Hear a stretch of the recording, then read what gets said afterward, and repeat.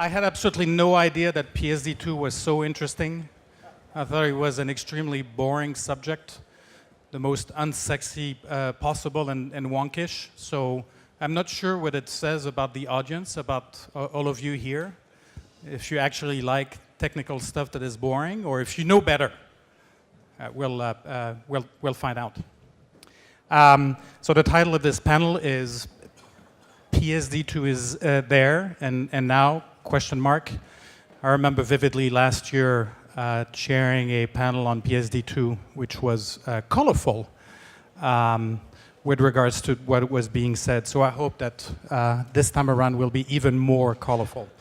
Without further ado, I'd love for each of the panelists to very quickly introduce themselves, starting with Edouard, and then we'll jump into the conversation.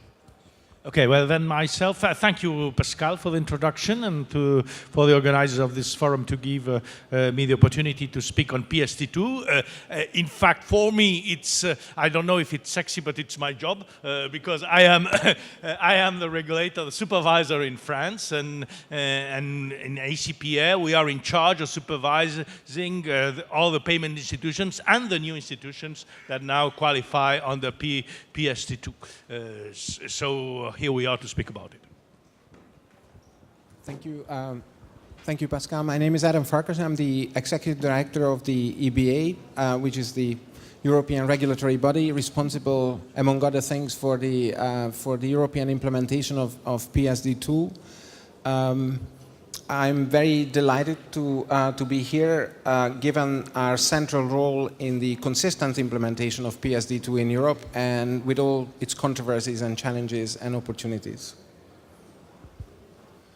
I'm Mijs. I'm the Chief Executive Officer of the European Bank Federation based in Brussels and Frankfurt. We deal with all regulatory matters in the European Union, and with Brexit in mind, I would say, and beyond. PSD2 is at the core of our digital strategy. We have a dedicated digital team dealing with all the digital single market and the regulatory issues around it.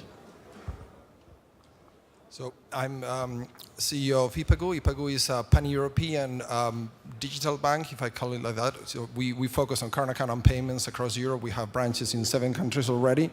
Not only we are obliged also to comply with PSD2 as AS-PSP, but also we play very actively into the merchant payment arena. So we have now trials with very large corporates. Also, we play a role in the UK. We are UK-based, and actually our CTO was member of the technical panel that decided the standards in the UK as well. And myself, I was part of the PSR panel in the UK, advising the regulator about the adoption of many of the things PSD2 included as well. Thank you. Who, by the way, I'd like to have a show of hands. Who in the audience is dealing with PSD2 directly or indirectly in their business? And of the people that haven't raised their hands, did you come here by mistake, or what exactly has led you to sit here? All right. So let me open up with a statement. And again, I mean, I repeated that in my previous panels. I'm not sure it's going to be controversial or not. I would like it to be, but it might not be, right? So in my humble view, PSD2 is a very corrosive and corroding directive that will reinvent certain parts of financial services and banking. And actually is a very important vector, whether it was done, implicitly or with that intention, to change the market structure of banking and make market power concentration in banking across the EU more diffuse across many more participants. From that perspective, it's a huge opportunity. And at the same time, whenever you have a huge opportunity, you have many, many risks associated. It's a risk return, there's no free lunch type of thing. And so the risks are, that instead of creating a even competition among many more players and diffuse market power, that there are systemic risks that are going to be included as an unintended consequence thereof, whether they're technology or otherwise. So, am I on the right track or the wrong track? And who would like to lead us off? Okay, please. I think you're on the right track, and I think that talking about Payment Services Directive, I wish you would have said, in my view, PSD2 is an innovative directive giving regulatory environments in which people can create opportunities. But you chose the words corrosive and corroding, and I think that is absolutely correct, because this directive is rooted more in a long ongoing fight that started already in the early 2000s, in which DG Competition was more involved than DG FISMA, the DG or DG Connect, the European Directorate Generals that we would like to promote innovation. And I would say it is fantastic that so many companies and banks are using this as a positive sign to create innovation. But the fact that you describe a directive which should give innovation and opportunity as corrosive is, in my view, fundamentally wrong and describes it perfectly, unfortunately. I think you're right. I think that PSD2 is going to change banking as we know it. There's many reasons for that. I think the PSD2, as we've been saying, is not just, it doesn't exist on itself. Is the last regulation or a long list of regulations that have been pushing banks to invest, to change, especially the way they perform current account and payments. And actually, that building block of banking is diverging completely from the balance sheet activity. Is the last nail in the coffin for banks protecting their brand, facing their clients.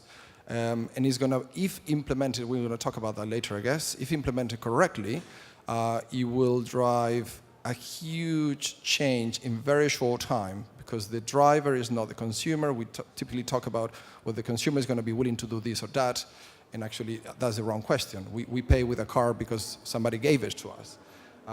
The driver is corporates, is merchants, is banks themselves, and new fintech as well.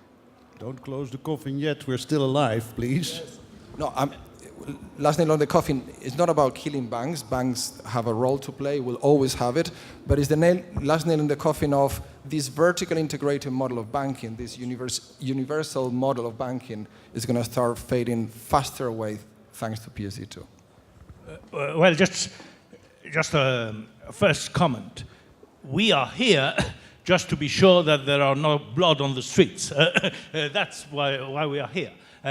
Clearly, the aim of this directive was to promote competition, but not to promote competition in a vacuum, but to promote it from a high standard of security and control and supervision. That it was to bring into also the realm of supervision and to enhance the security features of some developments that were already taking place into the market. Because, I mean, this account information gathering, it was taking place outside the regulated area. So from our point of view, what is the aim of this new directive, and this is the aim in which we are implementing it, is to be sure that competition develops in an enhanced security framework for everybody.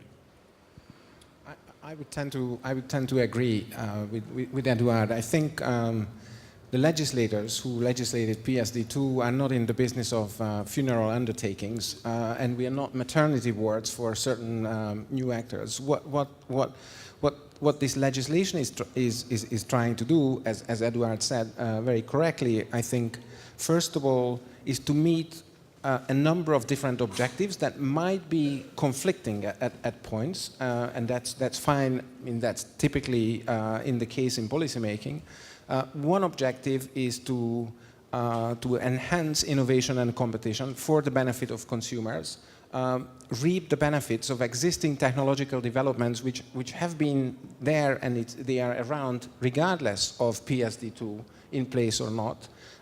Put this innovative process and these new developments in fintech into a fair, competitive regulatory environment, which also ensures security for the system as a whole and for individual consumers. So these are the objectives. I would very strongly object to the view that it is corrosive and destructive or in any way negative. So I've got an opposing view on this.